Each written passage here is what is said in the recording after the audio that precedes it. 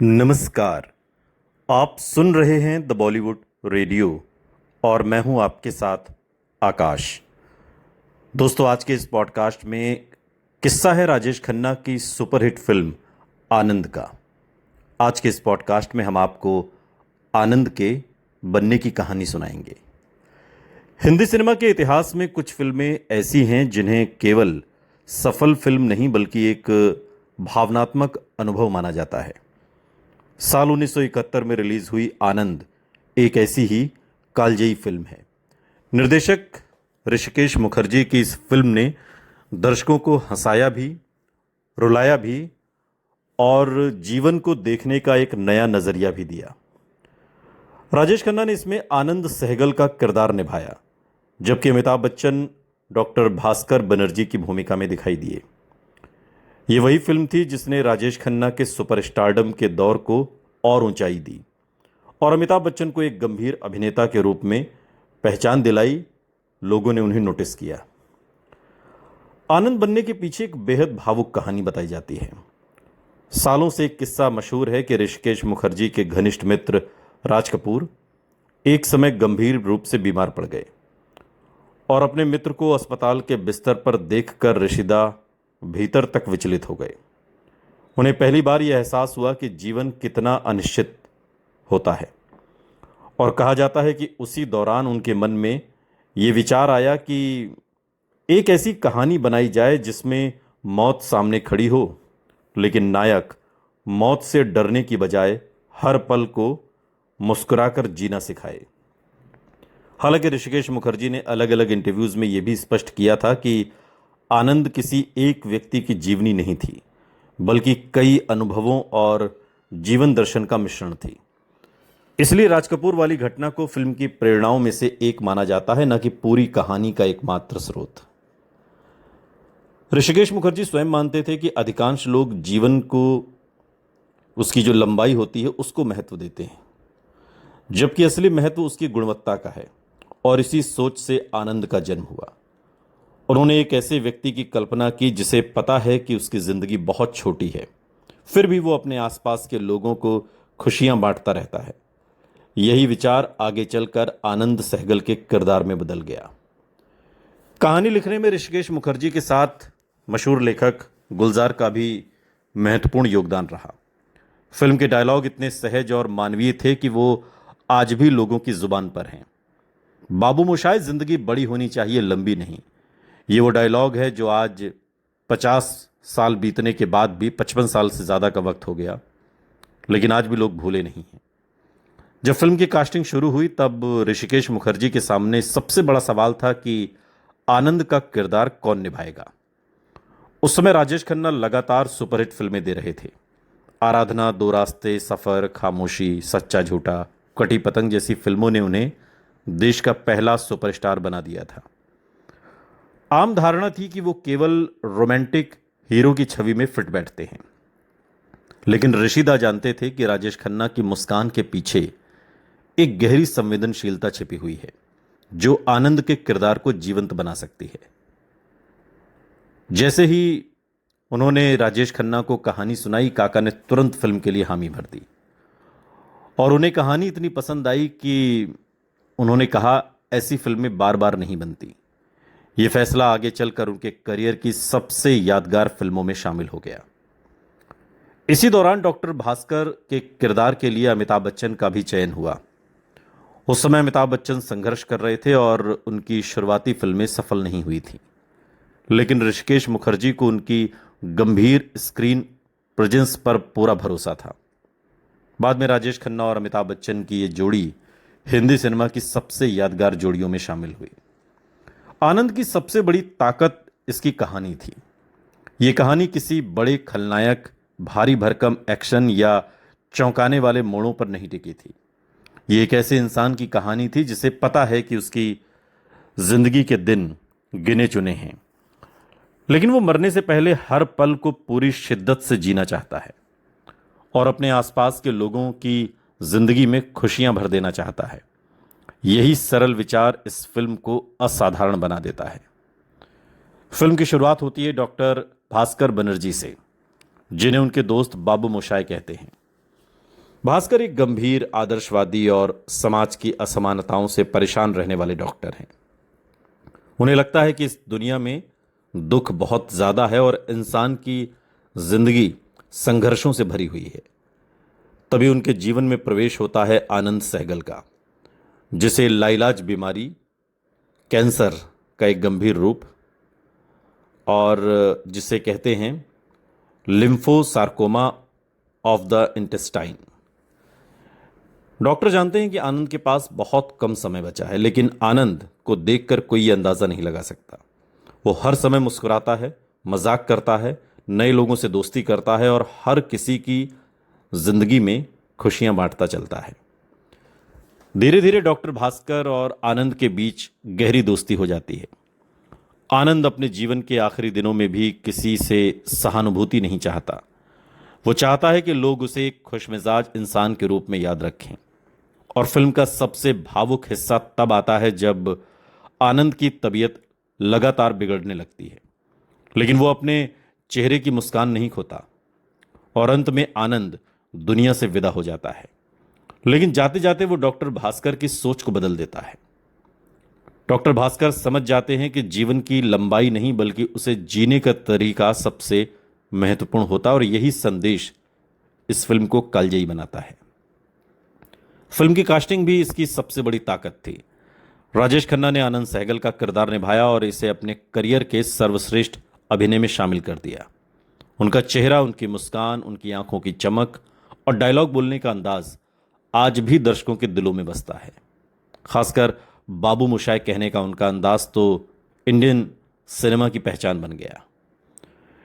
Doctor Bhaskar की भूमिका अमिताभ बच्चन ने निभाई और उस समय अमिताभ का करियर बहुत संघर्ष के दौर से गुजर रहा था। उनकी आवाज और अभिनय की तारीफ तो होती थी, लेकिन सफलता नहीं मिल रही थी। आनंद में उनका संयमित अभिनय इतना प्रभावशाली रहा कि फिल्म समीक्षकों ने पहली बार उन्हें एक गंभीर अभिनेता के रूप में खुलकर सराहा। बाद में इसी फिल्म के लिए उन्हें फिल्म फेयर सर्वश्रेष्ठ सहायक अभिनेता का पुरस्कार मिला। फिल्म में सुमिता सान्याल ने रेणु का किरदार निभाया, जबकि रमेश देव, सीमा देव, दुर्गा खोटे, जॉनी वॉकर, ललिता पवार, असरानी और कई अन्य कलाकारों ने छोटी लेकिन यादगार भूमिकाएं की। ऋषिकेश मुखर्जी की फिल्मों की यही विशेषता थी कि कोई भी पात्र बेवजह नहीं होता था। हर किरदार कहानी को आगे बढ़ाता है। इस फिल्म का संगीत इसकी आत्मा बना। संगीतकार थे सलील चौधरी, जिनकी धुनों में भारतीय लोक धुनों और पश्चिमी संगीत का सुंदर मेल दिखाई देता है। गीत लिखे थे योगेश और गुलजार साहब ने।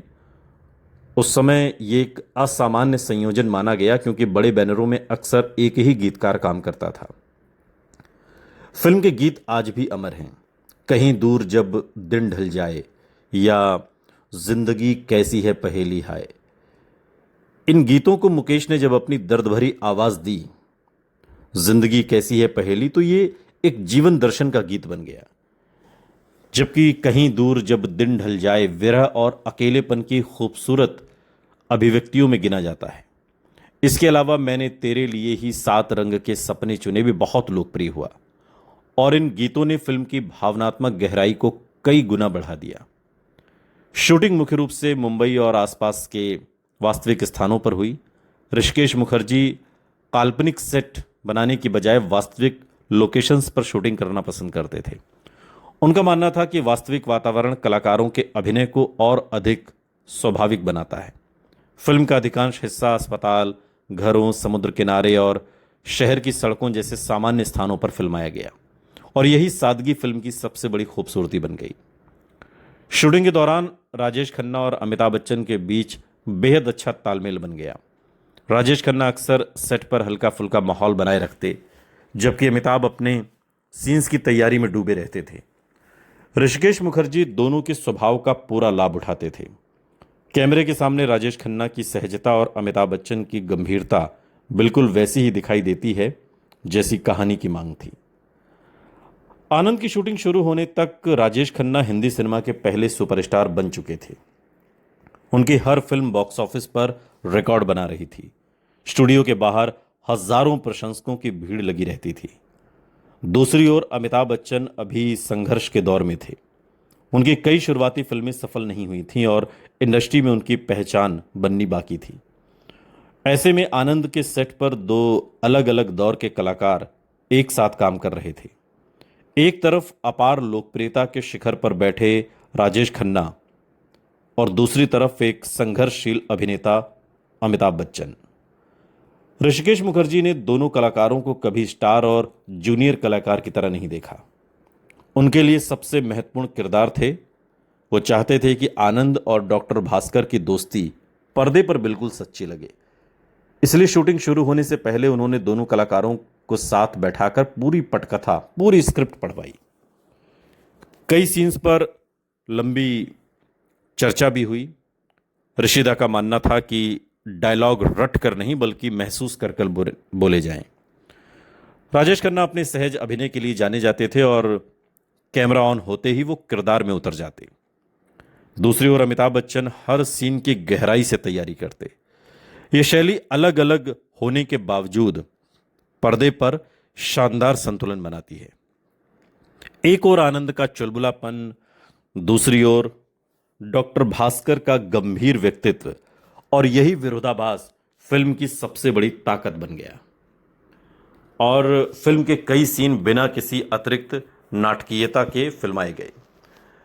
ऋषिदा का मानना था कि दर्शकों को रुलाने के लिए जोर जबरदस्ती की जरूरत नहीं होती। अगर अभिनय सच्चा हो तो भावनाएं अपने आप दर्शकों तक पहुंच जाती हैं। इसलिए उन्होंने कैमरे की मूवमेंट, बैकग्राउंड म्यूजिक और डायलॉग को बहुत संयमित रखा, और यही वजह है कि फिल्म आज भी आधुनिक लगती है। फिल्म का सबसे यादगार डायलॉग बाबू मोशाय, जिंदगी बड़ी होनी चाहिए लंबी नहीं, सिर्फ एक डायलॉग नहीं रहा बल्कि जीवन दर्शन बन गया। राजेश खन्ना ने इसे जिस सहज मुस्कान और आत्मविश्वास के साथ कहा, उसने इसे भारतीय सिनेमा का एक अमर डायलॉग बना दिया। आज भी ये डायलॉग सबसे अधिक बोला जाने वाला डायलॉग ही माना जाता है। शूटिंग के दौरान राजेश खन्ना सेट पर अक्सर हल्का फुल्का माहौल बनाए रखते थे। वो यूनिट के सदस्यों से मजाक करते, चुटकुले सुनाते और माहौल को सहज रखते थे। इसके विपरीत अमिताभ बच्चन शांत स्वभाव के थे और अपना ज़्यादातर समय स्क्रिप्ट पढ़ने और सीन की तैयारी में बिताते। फिल्म का संगीत रिकॉर्ड करते समय भी ऋषिदा ने विशेष ध्यान दिया कि गीत कहानी की गति को रोके नहीं बल्कि उसे आगे बढ़ाए। संगीतकार सलील चौधरी ने बहुत संवेदनशील धुनें तैयार की।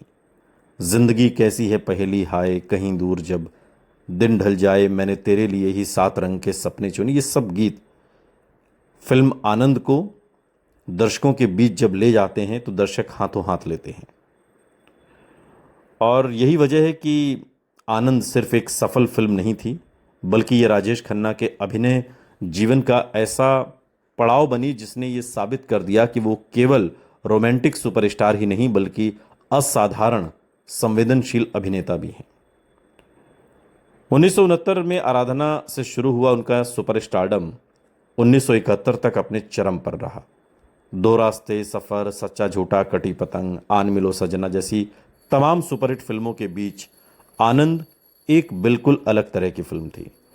इसमें ना बड़े एक्शन सीन थे, ना खलनायक, ना पारंपरिक प्रेम कहानी। पूरी फिल्म 2 दोस्तों की बातचीत और जीवन दर्शन और भावनाओं पर टिकी थी। उस दौर में ऐसी फिल्में बनाना अपने आप में एक बड़ा जोखिम माना जाता था, लेकिन ऋषिदा ऐसे जोखिम लेते थे।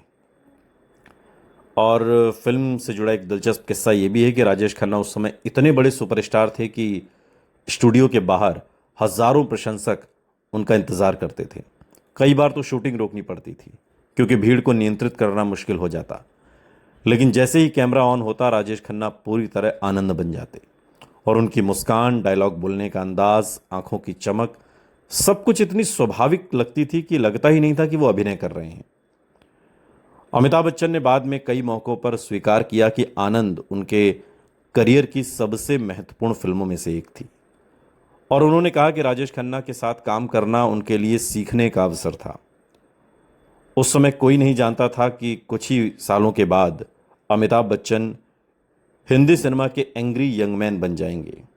इसलिए आनंद इतिहास में 2 महान सितारों को एक साथ देखने का दुर्लभ अवसर भी देती है। फिल्म के डायलॉग आज भी बहुत लोकप्रिय हैं। एक तो बाबू मोशाय, ज़िंदगी बड़ी होनी चाहिए, लंबी नहीं। एक और डायलॉग है, हम सब रंगमंच की कठपुतलियां हैं, या फिर मौत तू एक कविता है। ये वो डायलॉग हैं जो दशकों तक लोगों को याद रहे।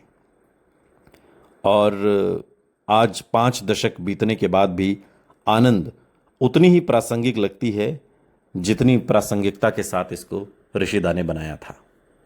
अगर आपने फिल्म आनंद देखी हो और ये फिल्म आपने अगर देखी है तो आपको इसके गीत भी पसंद आए होंगे। आपका पसंदीदा गीत कौन सा रहा, कमेंट बॉक्स में हमें ज़रूर बताइएगा। हमारा पसंदीदा गीत है कहीं दूर जब दिन ढल जाए।